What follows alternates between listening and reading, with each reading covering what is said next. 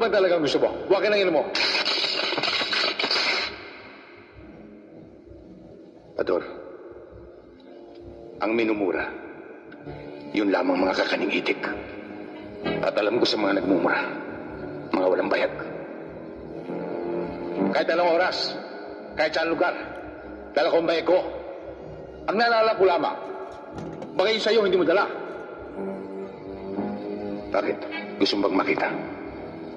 Ito. Karabasa, karabasa.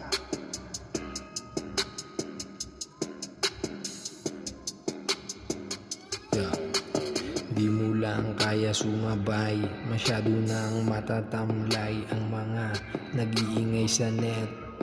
Kahit galingan mo pa, hindi makakadikit, lalo pag mga matay naniningkit.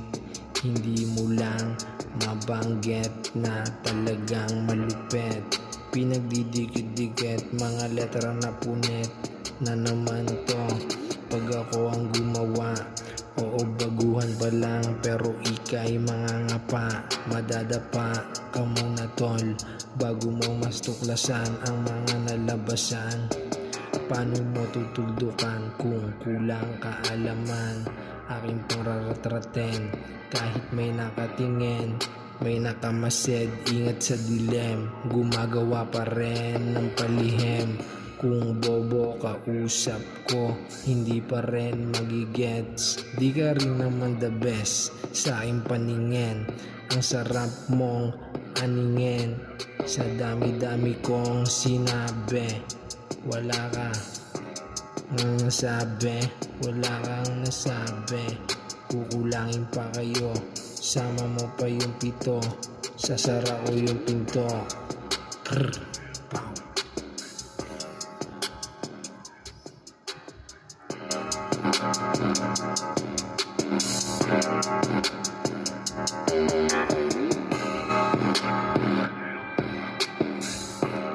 Ang puro boka. Ito, pakiwa sa mukha. Krrr.